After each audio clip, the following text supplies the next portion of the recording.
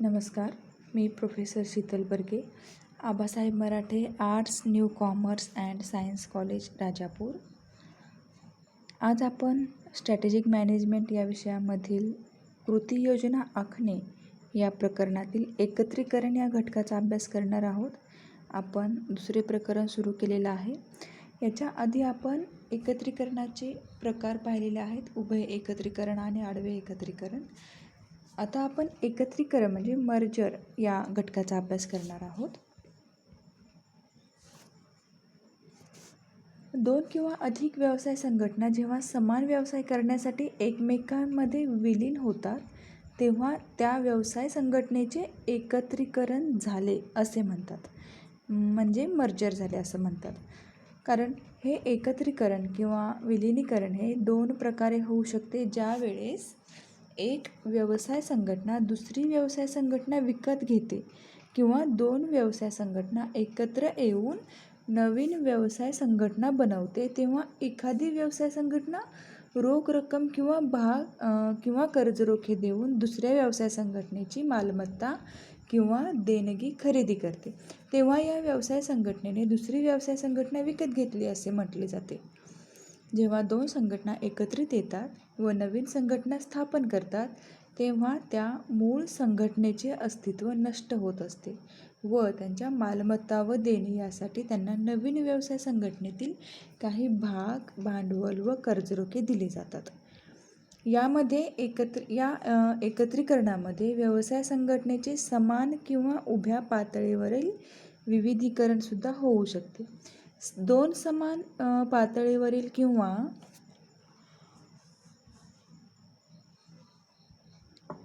समान व्यवसायातील किंवा समान उत्पादन प्रक्रिया असणाऱ्या व्यवसाय संघटना एकत्र येतात तेव्हा त्याला समान पातळीवरील एकत्रीकरण असं म्हटलं जातं. यामध्ये या व्यवसाय संघटना तांत्रिकदृष्ट्या उत्पादन पद्धतीद्वारे किंवा बाजारपेठेद्वारे एकमेकांशी संबंधित असू शकतात. जेव्हा या दोन संघटना कुठल्याही प्रकारे संबंधित नसतात तेव्हा त्याला असंबंधित एकत्रितकरण असं म्हटलं जातं. या उभ्या पातळीवरील एकत्रीकरणाचा हा एक प्रकार आहे. मग आता भारतामध्ये एकत्रीकरणाची अनेक उदाहरणे आढळून येतात. कोठारी उद्योगामधील ब्लू माउंटन, कोठारी टेक्स्टाईलमधील अडवाणी स्विमिंग उद्योग, वॉटरफॉल इस्टेट या उद्योगांचे एकत्रीकरण करून कोठारी म्हणजे मद्रास लिमिटेडची स्थापना करण्यात आली होती.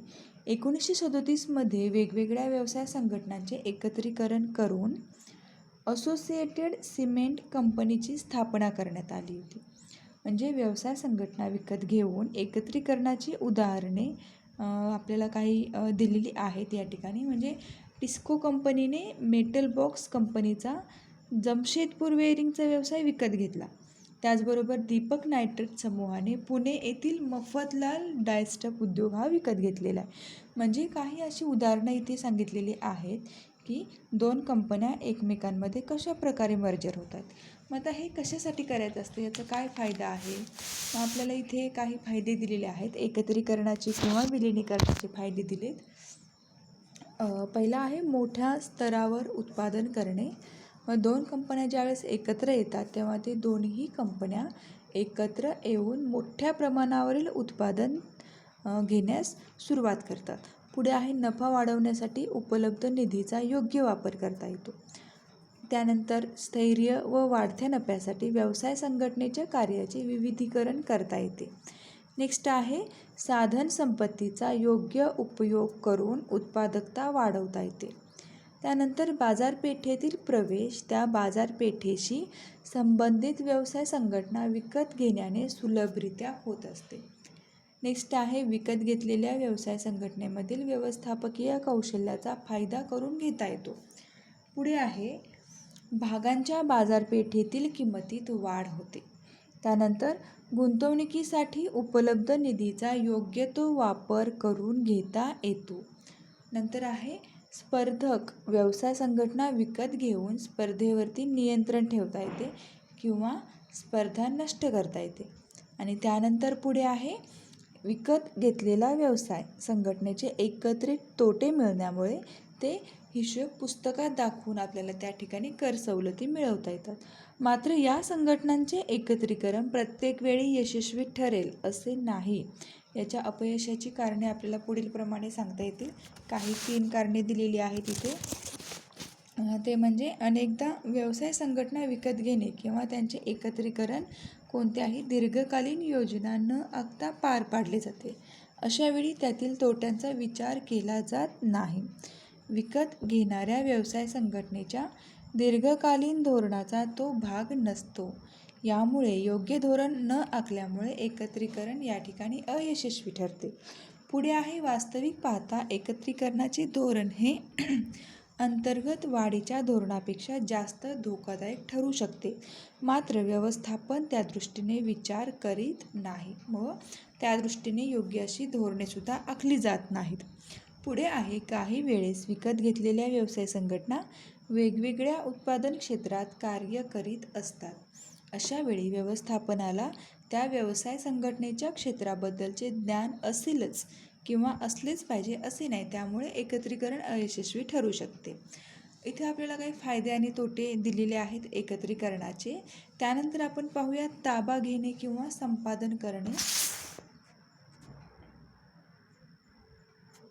मग याच्यामध्ये आपण पाहू शकतो की ताबा घेणे ज्याला संपादन करणं असंही म्हटलं जातं.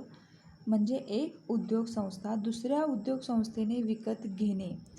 ताबा घेताना सर्वसाधारणपणे मोठी उद्योगसंस्था छोट्या उद्योगसंस्थेला विकत घेते. काही वेळेस मात्र छोटी उद्योगसंस्था मोठ्या उद्योगसंस्थेचा ताबा घेते व त्यांचे नाव वापरते. याला उलट ताबा घेणे किंवा उलट संपादन असे म्हणतात. आता इथे काही प्रकार दिलेत आणि संपादन आणि एकत्रीकरण यामधील फरक दिलेत. जरी या दोघांचा अनेकदा समानार्थी वापर करण्यात येत असला तरी या दोघांमध्ये थोडा फरक आहे. जेव्हा एखादी कंपनी दुसरीला विकत घेते व स्वतः दोन्हीचा मालक घोषित करते तेव्हा या व्यवहाराला ताबा घेणे किंवा संपादन करणे असे म्हणतात. कायद्याच्या दृष्टिकोनातून दुसऱ्या कंपनीचे अस्तित्व या ठिकाणी संपुष्टात येते. सरळ सोप्या शब्दात सांगायचे झाले तर एकत्रीकरण म्हणजे 2 समान आकाराच्या कंपन्या एकत्र कंपनी म्हणून भविष्यात कारभार करायला मान्यता देतात. याला सर्वसाधारणपणे बरोबरीच्या एकत्रीकरण असं म्हटलं जातं. दोन्ही कंपन्यांचे समभाग रद्द करून त्याऐवजी नवीन समभाग दिला जातो. उदाहरणार्थ, जेव्हा डॅमलर बेंझ आणि क्रिसलर या कंपन्यांचे एकत्रीकरण झाले, जेव्हा डॉमलर क्रिसलर ही नवीनच कंपनी तयार करण्यात आली. प्रत्यक्षात मात्र बरोबरीच्या एकत्रीकरणाचे फार कमी प्रमाणात झालेले आढळते. प्रत्यक्षात एक कंपनी दुसऱ्या कंपनीला विकत घेते व करारातील अटींप्रमाणे हे बरोबरीचे एकत्रीकरण असल्याचे आपल्याला भासवायला सांगते.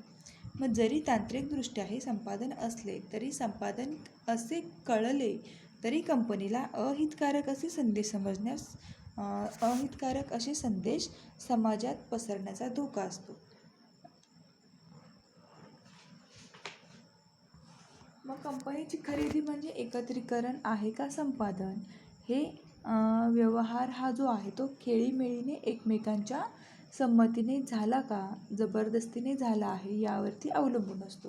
म्हणजे दुसऱ्या शब्दात सांगायचे झाले तर खरेदी करण्यात आलेली कंपनीची डायरेक्टर, कर्मचारी व समभागधारक या व्यवहाराकडे कशा पद्धतीने बघतात यावरती अवलंबून आहे. ठीक आहे. आता पाहूया एकत्रीकरण व संपादन यामागील हेतू. एकत्रीकरण व संपादन या मार्गात नवीन महत्त्वाचा हेतू म्हणजे आर्थिक परिस्थिती किंवा कामगिरी मजबूत करणे हा लहान असतो. आर्थिक कामगिरी सुधारण्यामागे पुढील हेतू का असतात त्यापैकी पहिला आहे फायदे. याद्वारे एक सत्य गोष्टीकडे लक्ष वेधले जाते, ती म्हणजे 2 कंपन्या एकत्र झाल्या की खर्च हा कमी होतो. कारण एकसारख्या 2 प्रक्रिया किंवा विभाग कमी केले जातात परंतु उत्पन्न तेवढेच राहते. त्यामुळे नफ्यामध्ये नक्कीच वाढ होते. वाढीव महसूल किंवा वाढीव बाजारातील हिस्सा यामध्ये सांगितलं आहे की गृहीते अशी धरलेली आहेत की खरेदीवरती महत्त्वाचे स्पर्धक गिळंकृत करेल व त्याद्वारे काही बाजारपेठेतील ताकद वाढवून किंमतीवरती नियंत्रण मिळवेल. पुढे आहे छेद देणारी विक्री म्हणजे क्रॉस सेलिंग. उदाहरणार्थ एखाद्या बँकेने स्टॉल ब्रोकरेज खरेदी केला तर ती बँक तिचे उत्पादन त्या ब्रोकरच्या ग्राहकाला विकू शकते व ब्रोकर बँकेच्या ग्राहकाकडून ब्रोकरेज वसूल करू शकतो किंवा एकदा उत्पादन संपादन करून पूरक उत्पादनाची विक्री करू शकतो. पुढे आहे अर्थशास्त्राचे प्रमाण. उदाहरणार्थ व्यवस्थापकीय अर्थशास्त्र म्हणजे व्यवस्थापकीय कौशल्याचा जादा संधी उपलब्ध होणे.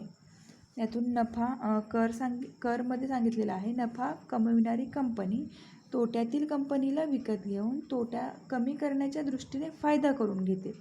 परंतु बहुतेक देशामध्ये जी कर चुकवेगिरी आहे त्याला आळा घालण्यासाठी अशा खरेदीवर अनेक नियमांद्वारे बंधने घातली जातात. पुढचा हेतू आहे भौगोलिक किंवा इतर विविधता. मग यामुळे काय होतं की कंपनीचे उत्पन्न विना अडथळे होते म्हणजे स्मूथ अशा प्रकारे होते. त्यामुळे दीर्घकाळात समभागाची किंमत स्थिर राहते व त्यामुळे कर्मठ ग्राहकांचा कंपनीवरील गुंतवणुकीवरील विश्वास उडतो. अर्थात यामुळे समभागधारकांचा नेहमीच फायदा होतो असे नाही. मग आता पुढचा हेतू आहे स्त्रोतांची बदल. स्त्रोतांचे संस्थेअंतर्गत वितरण समान नसते आणि खरेदीवर कंपनी व विकली जाणारी कंपनी यामधील स्त्रोतांचे एकत्रीकरण केले तर ते फायद्याचे ठरते.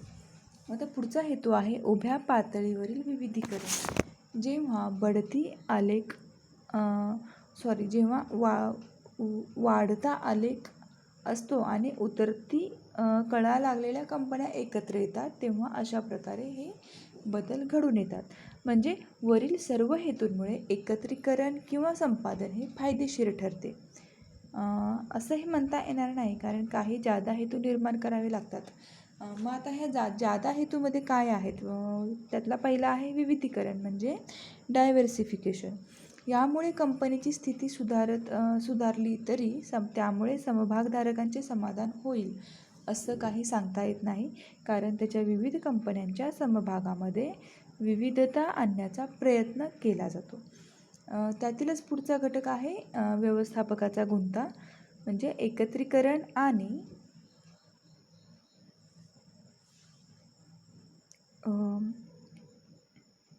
एकत्रीकरण आणि संपादनाच्या बाबतीत असलेल्या अपेक्षांचा व्यवस्थापकांच्या अतिविश्वासाच्या भावात कंपनीची खरेदी करतो. आणि पुढे आहे व्यवस्थापकांचा मोबदला. पूर्वी काही मोठ्या व्यवस्थापकांचा मोबदला कंपनीच्या एकूण नफ्याशी निगडीत असे परंतु प्रतिसमभाग किती फायदा झाला याचा विचार केला जात नव्हता. यामुळे व्यवस्थापकांचा कंपनी खरेदी करण्याचा उत्साह वाढत असेल मात्र प्रतिसमभाग फायदा कमी होत जातो. यामुळे कंपनीचे मालक आणि समभागधारक दुखावले जातात. असे काही एकत्रीकरण आणि संपादन यामधील हेतू आपल्याला सांगितलेले आहेत. आता 1990 मधील आपल्याला मुख्य एकत्रीकरण आणि संपादन जे झालेले आहे ते या ठिकाणी दिसत आहेत. म्हणजे 1990च्या दशकामध्ये कोणती कंपनी कोणत्या कंपनीमध्ये मर्जर झाली आणि किती किमतीला ती मर्जर झाली आहे ही आपल्याला इथे दिसते.